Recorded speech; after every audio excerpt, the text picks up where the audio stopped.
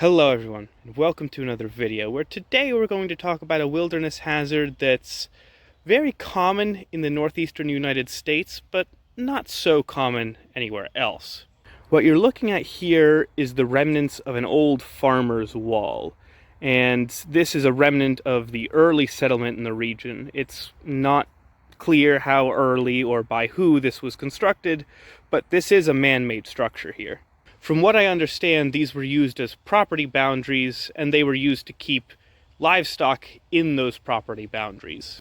And how they kept the livestock in is part of the wilderness hazard even today. The fact of the matter is that these boundaries are very unstable.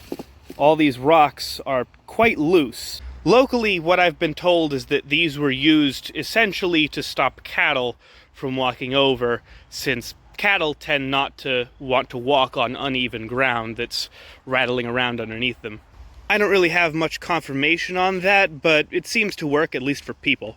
So that's the first wilderness hazard. When you're crossing these, you really need to watch your footing. Find a spot that's a little more sturdy and walk across there. However, the other wilderness hazard is the fact that if you were doing like I do, looking for iron ore, well, these are local rocks, and they have quite a bit in them. Speaking of bit, don't go rooting around one of these for iron.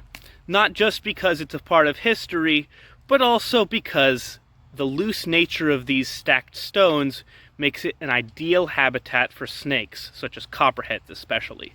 With how substantial these structures are, it's often not a case of if, but where and how many venomous snakes are in this area. Now, luckily, if you're just walking over the wall, there's almost no chance you would get bit.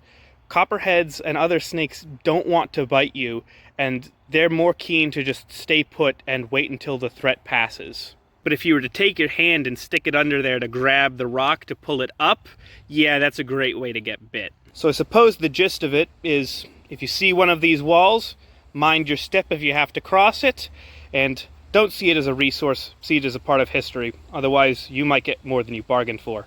Anyway, I hope you all learned something and enjoyed. See ya.